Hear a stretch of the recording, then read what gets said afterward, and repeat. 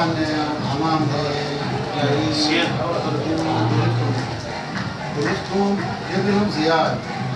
هذا الانسان المتقي، هذا شاب مرتب فيمكن سمعتكم الطنبور جزاك الله الفاتح لأم البنين مسبوقة للصلاة على يا عم جيتك لحد بيتك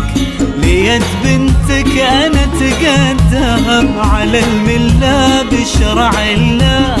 ونص الدين بتمني مرادي غلط وادي طلبتك قولها لي تم فقير الحال فقير المال غني المبتغى للهم أعف النفس وصلي الخمس وراعي ربي الأعظم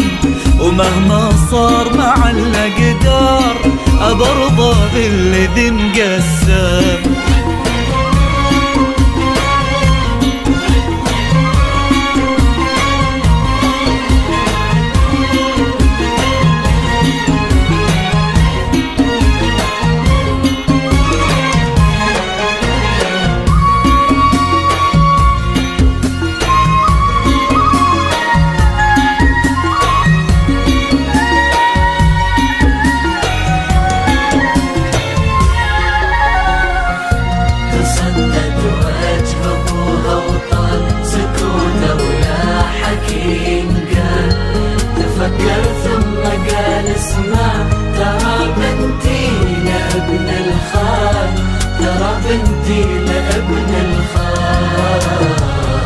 يا عم أرجوك لا ترمي الشوق في عيني وقلبي المغرم بطهر الأرض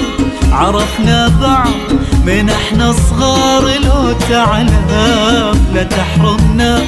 لا تعدمنا وربك ما رضى بالظلم يا عم ناظر ترى الخاطر يبيها من سنين